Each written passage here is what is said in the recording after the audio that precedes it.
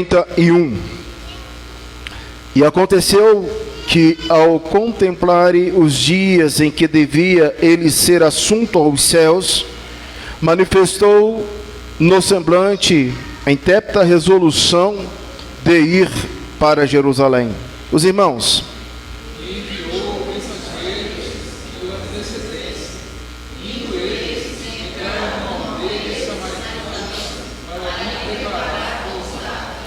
mas não receberam, porque o aspecto dele era de quem decisivamente ia para Jerusalém.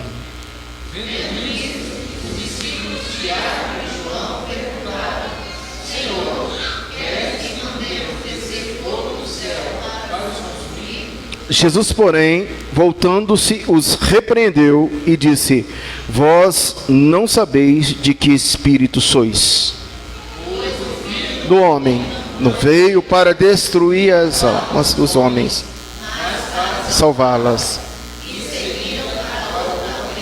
Amém. Nosso objetivo nessa noite é abordar a rejeição dos samaritanos.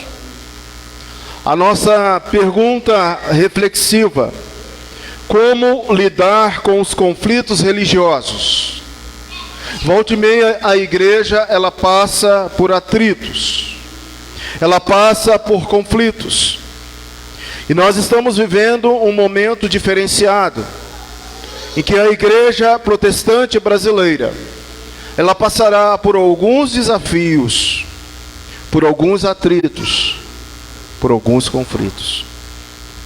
Antes, porém, eu quero que você peça ao Senhor que ilumine a sua mente, traga ao seu pensamento alguma coisa que o Dr. Lucas quis colocar para a igreja primitiva e para a nossa igreja nessa noite, e que você possa sair daqui com uma percepção de como lidar com os conflitos religiosos. Esse é o nosso assunto dessa noite. Fale com Deus numa oração. Quem sabe você entrou aqui nessa noite e você vive um grande conflito religioso. Seu pai já não te ama mais, sua mãe já não te ama mais. Você já foi excluído do círculo familiares, dos seus amigos também, porque você é um cristão. Você sofre perseguição. Como é que você está lidando com essa questão? Ilumine nossa mente, Senhor, a respeito desse contexto, desse texto. Apresente aos nossos pensamentos, ó Deus, aquilo que o Espírito Santo tem para nós nessa noite. Aplique em nossos corações de forma profunda, que possamos colocar em prática. Em nome de Jesus. Amém.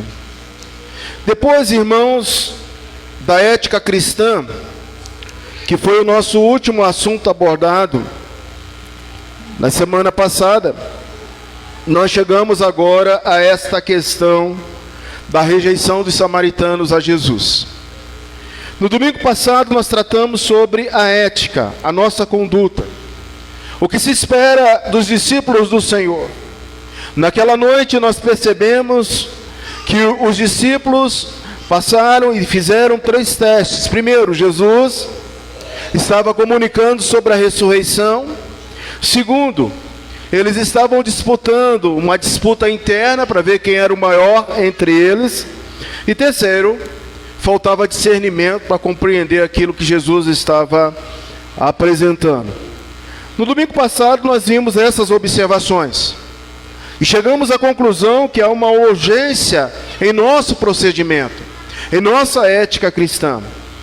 O maior, disse o Senhor Jesus, tem que ser aquele que serve. Nosso coração tem que estar aplicado ao servir. Servir com alegria ao Senhor. Apresentai-vos diante dele com cântico, com hinos. Discernimento espiritual deve ser aquilo que nós devemos pedir ao Senhor. Um discernimento genuíno, puro, pautado nos evangelhos. Isso foi assunto de domingo passado. Mas o assunto dessa noite, o meu resumo é: a reconciliação é um ato de amor. Eu quero que você comece a falar baixinho na sua mente, no seu coração. A reconciliação é um ato de amor. Porque, irmãos, ou coisa difícil para o ser humano é reconciliar. Um elo quebrado, uma aliança desfeita, a quebra de uma fidelidade, um leito maculado. Isso tudo é muito difícil para que o ser humano possa lidar. A reconciliação é algo extremamente difícil para o coração dos homens, para o nosso coração, para o coração dos discípulos. Mas veja, nesse contexto, o Senhor Jesus está falando um pouco sobre isso e um pouco mais sobre o seu objetivo terreno. Capítulo 9, versículos 51 a 56, estamos quase atravessando esse versículo estrutural no capítulo de Lucas, no Evangelho de Lucas, assim como você tem o Sermão da Montanha em Mateus, capítulo 5, capítulo 6, capítulo 7, você tem o capítulo de número 9 estrutural para você ler, reler e estudar. Esse é um texto, é um capítulo chave. É um divisor de águas. Sabe por quê? Porque Jesus agora está indo para Jerusalém. E mais uma vez, Ele te chama a atenção dos passos de Jesus para Jerusalém. Eu posso ver o Senhor Jesus com o seu semblante, com a sua face revelada, e Ele se enche de reverência diante do Pai, e Ele diz: eu tenho que cumprir a minha missão. E a minha missão em Jerusalém não vai ser fácil. Eu vou ser humilhado, eu vou ser machucado, eu vou receber uma coroa de espinho, vão furar o meu lado, vai sair água, sangue misturado de mim, eu vou morrer, mas ao terceiro dia eu vou ressuscitar, e eu vou ser glorificado. Ele enche de reverência. A sua mente já pré-definida, plenamente determinada, ele está agora indo para Jerusalém, para entregar a sua vida em favor dos seus, para entregar a sua vida em favor da Igreja Presbiteriana do Brasil em Santa Maria. A sublime resolução agora é levar em bom termo essa tarefa que o Pai lhe tinha confiado. Jesus poderia muito bem ter passado essa fase. Ele, como Deus, ele poderia ter feito de forma diferente.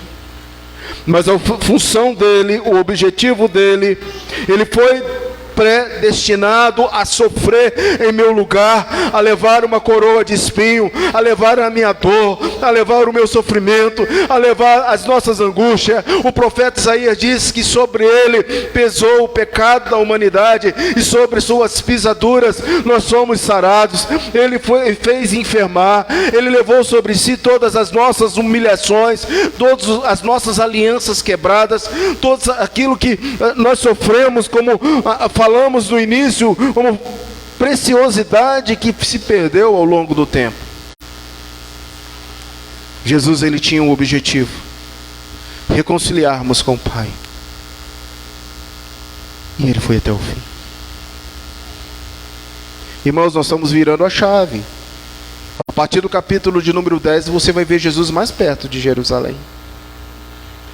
O grau de drama vai aumentar na história, na cena, na vida de Jesus. A bom termo ele leva a tarefa agora designada pelo Pai, por amor a você. Pode ter certeza, ninguém te ama mais do que Deus, ninguém te ama mais do que o Senhor Jesus Cristo, ninguém te ama mais do que aquele que comprou cada ovelha. Você é uma ovelha preciosa para Jesus.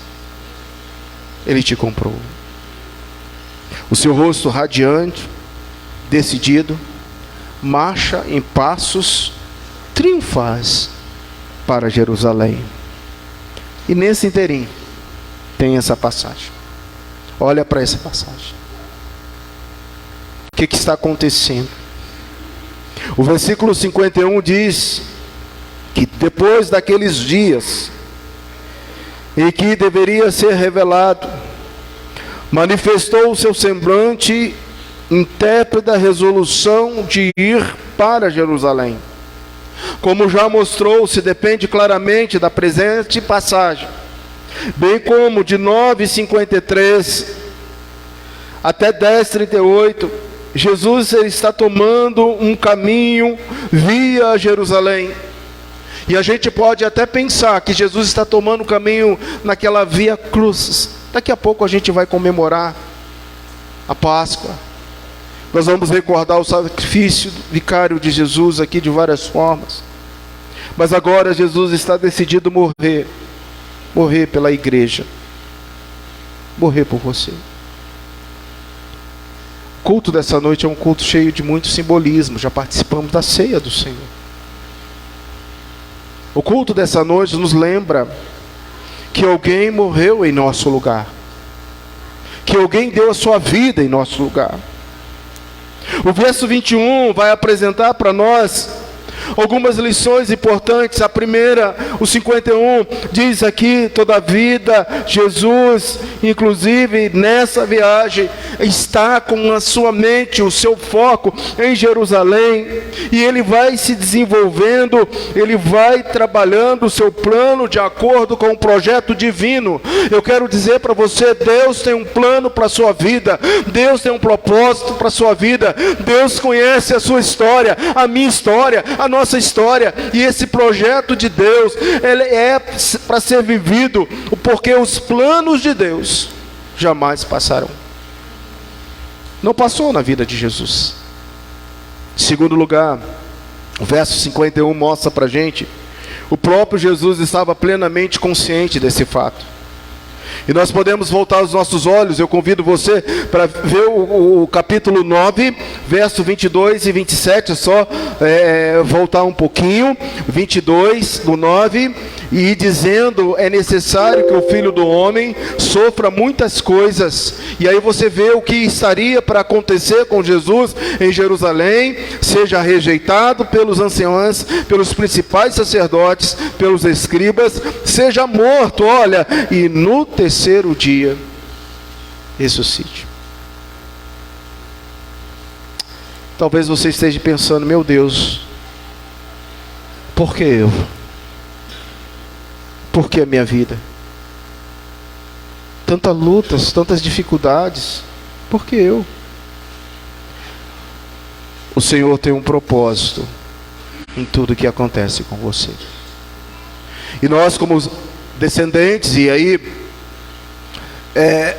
nós que somos de uma igreja de fé reformada, nós sabemos que o propósito de Deus é para glorificá-lo e gozá-lo para sempre. Você existe para a glória de Deus. Você nasceu para a glória de Deus. Você faz parte dessa vida física para glorificar ao Senhor, quer na bonança ou quer na tristeza, quer na luta ou quer na prosperidade. Você é um filho de Deus e você deve dar glórias a Ele por tudo, porque Ele tem um propósito para a sua vida, para a sua casa, para a sua família, para o seu ser. Ele tem um plano e você precisa estar consciente desse plano, porque o nosso mundo não é aqui. A nossa pátria celestial. Você vai chegar lá. Não esqueça disso. O verso 51 traz para nós a vontade. A sua vontade estava em harmonia com o plano de Deus, com o projeto de Deus, embora a contemplação da indescritível amargura que viria sobre a vida dele, uma dor, uma agonia, como nós lemos naqueles passos do Senhor Jesus: Pai, tetelestai. Pai, se possível, passa de mim esse cálice, todavia faça a tua vontade.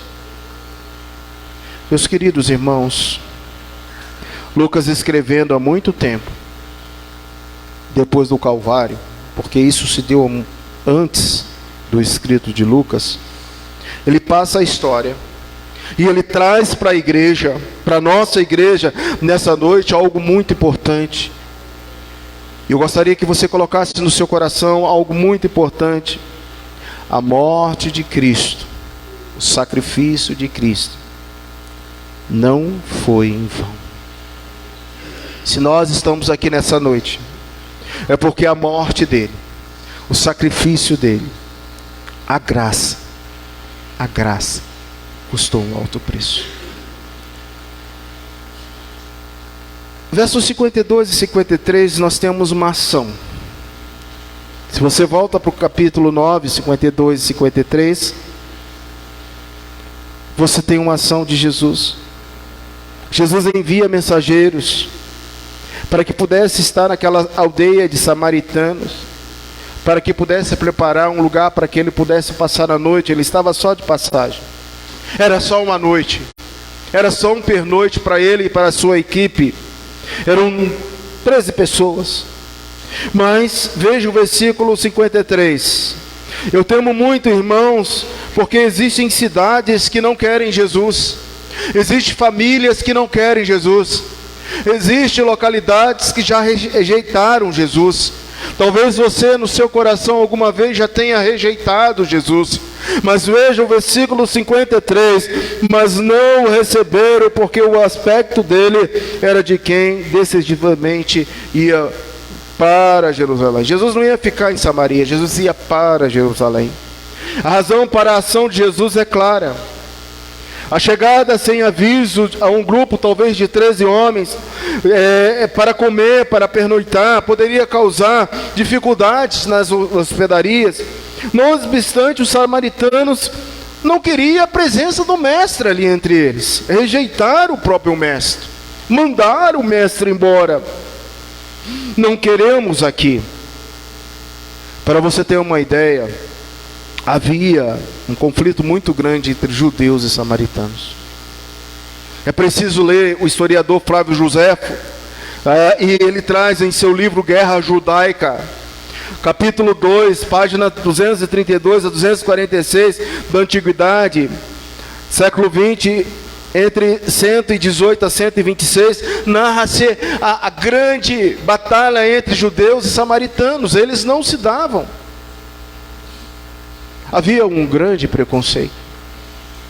E a gente vai ver cenas depois da questão do bom samaritano.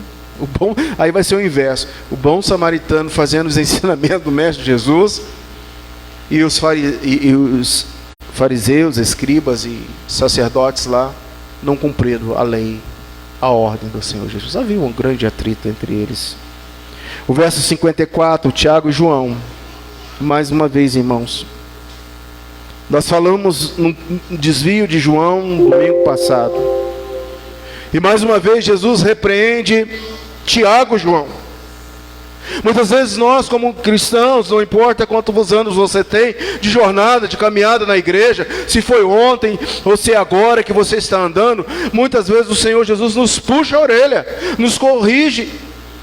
E o Senhor Jesus agora está puxando a orelha de Tiago e João mais uma vez. E veja o versículo 54, olha aí. O problema aqui agora é que João e Tiago ficaram revoltados com aquela aldeia que não quis recebê-los. E eles vão lá no Velho Testamento e lembram daquela cena do fogo que caiu dos céus, a historinha de Elias. E veja o que eles colocam aqui. Vendo isto, Tiago e João perguntaram: Senhor, queres que mandemos fogo? Que poder estava sobre eles? Será que era eles que tinham autoridade, poder para cair fogo dos céus e destruir aquela vila que rejeitou Jesus Cristo, que rejeitaram eles? Irmãos, muitas vezes nós passamos por conflitos assim. E veja, originalmente eles, Tiago e João, eram pescadores profissionais. Eram filhos de Zebedeu, estavam entre os primeiros discípulos de Jesus. E esses dois discípulos, pois, perguntaram ao Senhor se ele queria que invocasse fogo dos céus para consumir os samaritanos e destruir aquele espírito de falta de hospitalidade, como Elias havia feito. Mas veja aqui que Jesus respondeu.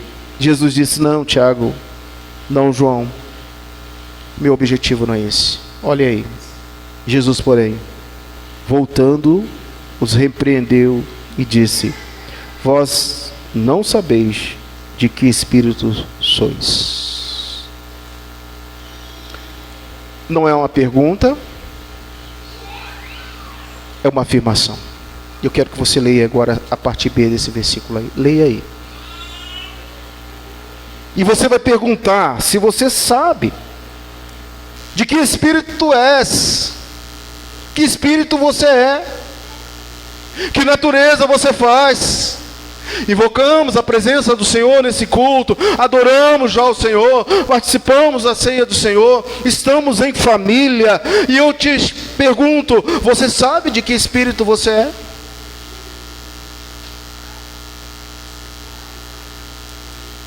Eles, porém, voltou-se Jesus para eles e repreendeu. Não há evidência suficiente, manuscrito nenhum para a adição. Vocês não sabem de que espíritos são, porque o Filho do Homem não veio para destruir a vida dos homens, mas para salvá-la. O próprio Jesus responde nesse contexto. No versículo 56, a resposta: olha, vocês são em Cristo Jesus uma nova criatura. Como pode desejar o mal para esta vila? Sabe de uma coisa, irmãos? Toda luta que a gente passa, todo conflito que a gente passa, em nome de Jesus, por causa da nossa fé, as pessoas que cometem esse atrito, esse conflito, essa divisão, essa separação, essa quebra da aliança, está indo contra Jesus, não contra você.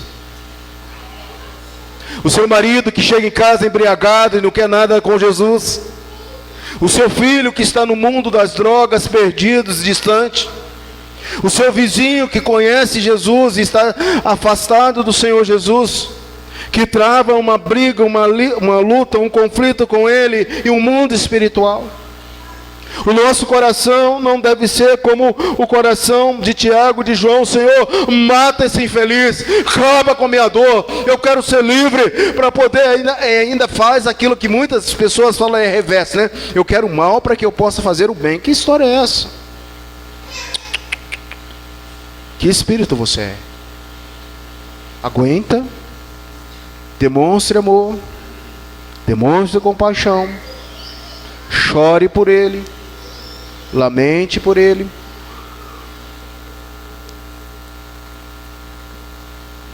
Não obstante, o acréscimo dessas palavras pode muito expressar mais uma repreensão de Jesus a Tiago e João.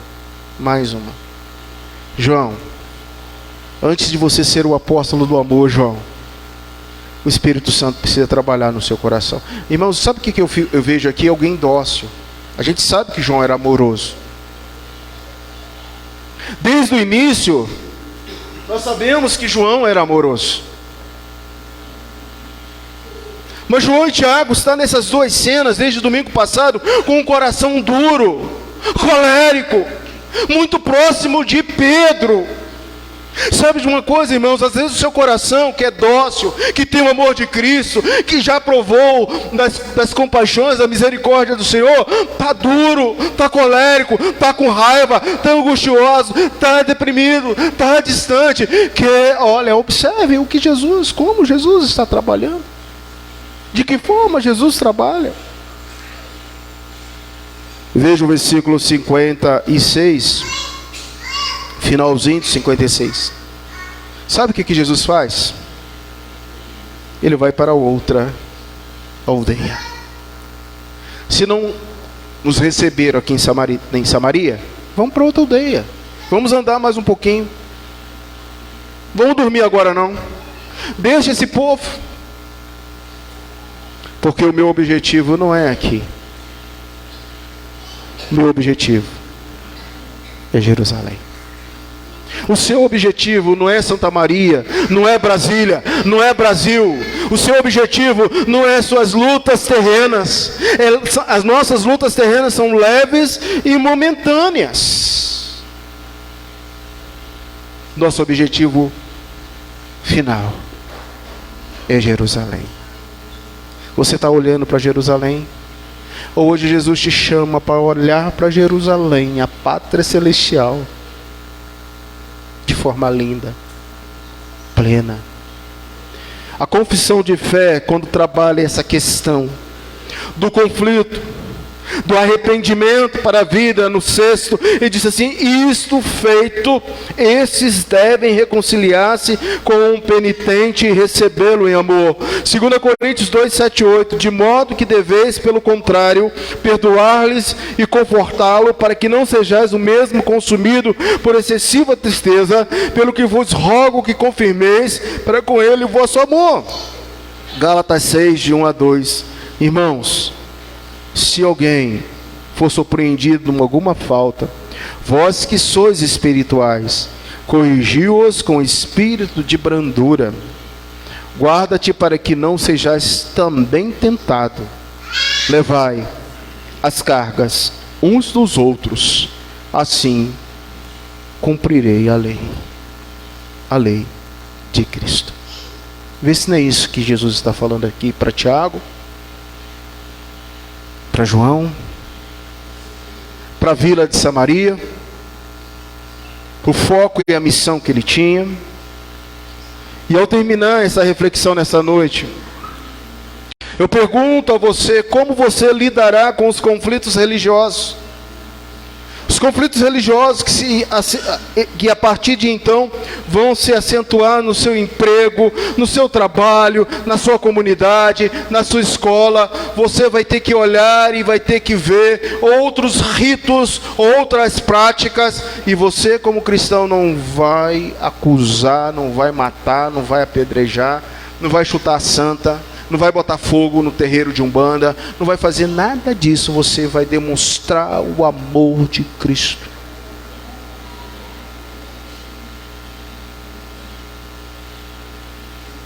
A reconciliação é um ato de amor. A palavra exortatória de Jesus demonstra o seu alvo pessoal. Demonstra que os discípulos deveriam aprender 3 lições, e essas 3 lições, num ato de reconciliação para conosco nessa noite, também é para a nossa vida. Primeiro, Jerusalém está chegando. E diz a palavra de Deus que nos últimos tempos nós sofreríamos dor e sofrimento. Você está preparado? Jerusalém está chegando. Mas haveria momento de reconciliar o homem com Deus. Reconciliai-vos hoje com o Senhor. Momento de estar vinculado ao Senhor. Essa é a primeira lição. A segunda lição: os samaritanos vão rejeitar Jesus e os discípulos. Irmãos, o mundo rejeita o Evangelho. O mundo rejeita você. Porque você conhece o dinamis, o poder que liberta, que cura, que transforma nações, vidas, que modifica famílias. Você conhece o Evangelho, que é poder. Então você vai ser odiado, perseguido, vai sofrer. Jerusalém está chegando. Terceiro, a reconciliação cria na alma dos eleitos vida e não morte. Você crê nisso? Então eu peço a você que pense nessa palavra reconciliação. Conhece alguém que está precisando ser reconciliado com Jesus? Ore por essa pessoa. Talvez você entrou aqui nessa noite e, como essa passagem nos ensina, você já parou de marcar passo rumo a Jerusalém. O que nós temos que observar é que Jesus ele não parou estaticamente na Samaria. Ele continuou. Porque ele tinha aquela mesma perspectiva que teve muitos anos antes de Daniel, quando Daniel decidiu resolutamente, em Daniel 1:8, você sabe da história de Daniel. Daniel, ele decide resolutamente não contaminar com a porção de iguarias do rei, nem beber o seu vinho. Portanto, pediu ao chefe dos eunucos que concedesse para ele uma comida diferenciada, para que ele não pudesse contaminar. Ele decidiu ter uma vida diferente. Irmãos, é preciso lembrar Todos nós temos um foco. Você não é daqui. Sua pátria não é aqui. Seus problemas ficarão por aqui. É preciso lembrar que o nosso foco é a santidade. Sem santidade, ninguém verá a Deus. Vou falar bem devagarzinho. Já estou terminando o sermão. Sem santidade, ninguém verá a Deus. Esse é o processo que faz da reconciliação um ato de amor. Que você sinta no seu coração ser um reconciliador, ser um mediador. E Stephanie, vendo você aqui, passa um filme na minha cabeça. Como é bom ser um reconciliador, mediador. Como é bom dizer, acredite, a possibilidade, Jesus te ama, Ele não esqueceu de você, a sua vida não é aqui, há esperança. Você pode ser um reconciliador com pessoas distantes, com pessoas que estão desviadas. Meu irmão, vamos esse ano orar a Deus para que nós possamos reconciliar pessoas. Você conhece um presbiteriano desviado? Conhece alguém que já passou por aqui? Vá atrás dessa pessoa, reconcilie essa pessoa e diga para ela: Jesus te ama. Ele não esqueceu de você. Por você Jesus morreu naquela cruz. Qual o aspecto fundamental para a nossa vida? Jesus envia mensageiros antes de realizar alguma coisa. A lição prática para nós, irmãos, nessa passagem é que mesmo para que se hospedasse a caminho de Jerusalém, Jesus verifica se aquela cidade iria acolhê-lo. Você não acha que Jesus sabia da rejeição, que ele não ia ficar ali? Mas por quê? Ele, como Deus, já sabia. Por que ele mandou uma equipe dos discípulos para ir lá verificar se haveria bom termo a estada deles? Sabe o que está faltando em nossas vidas? Planejamento, comunicação, diálogo, pergunta. Sabe o que está faltando na sua vida? Antecipar, ser precavido, orar, preparar, jejuar, ler a Bíblia. Sabe o que está faltando na sua vida? Discernimento.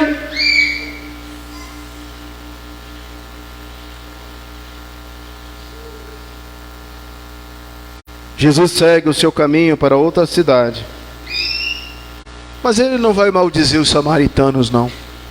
Porque ele sabia que também em Samaria havia os seus eleitos. Havia almas do Pai ali em Samaria. Meus irmãos, nessa noite os discípulos ficaram revoltados com o gesto dos samaritanos. Você está revoltado com alguma coisa?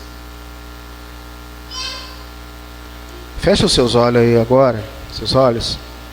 Tenta sondar a sua mente. Alguma revolta no seu coração nessa noite? Olha, já participamos da ceia. Mas se você não fez isso, faz agora. Sonda o seu coração. O que está causando revolta na sua vida? Você não pode sair dessa igreja nessa noite sem sentir um grau superior, que é o agapetos. O amor de Cristo, o amor de Deus no seu coração, na sua mente, que excede toda forma de pensamento e toda revolta que está no seu coração. Como João e Tiago estavam ali: manda fogo, Senhor, mate esse samaritano, extermine esse samaritano. Essa é a nossa reação muitas vezes. E em nome do Senhor Jesus, hoje você vai deixar aqui dentro dessa igreja, aos pés de Cristo, na cruz do Calvário. Eu quero que você fale com o Senhor. As pessoas brincam com a gente, com os nossos sentimentos, nos magoam,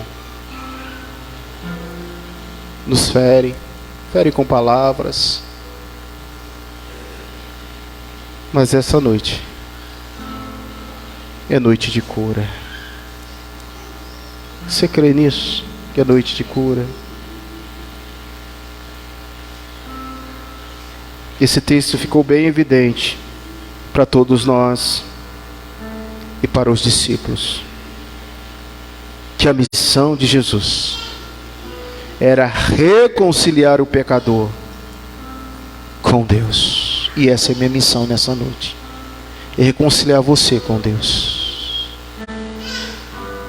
Quem quer uma oração, fica em pé, não precisa vir aqui na frente, fica aí aonde você está no banco, eu vou orar. Eu vou saber que você hoje está falando: Senhor, eu preciso de um encontro maravilhoso contigo. Eu preciso colocar diante da tua cruz. Eu não posso viver esse momento. Eu preciso liberar perdão. Eu preciso receber perdão. Eu preciso entender que a tarefa nobre da igreja é ser um reconciliador, uma reconciliadora em amor. Você hoje está precisando disso? Levante onde você está no seu banco. É um ato de fé. Vamos orar ao Senhor.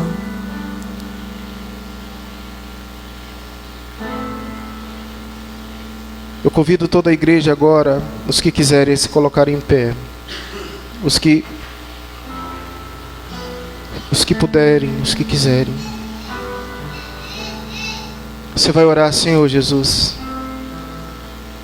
foi por mim que o Senhor morreu naquela cruz. Ó Deus, não é fácil, Senhor.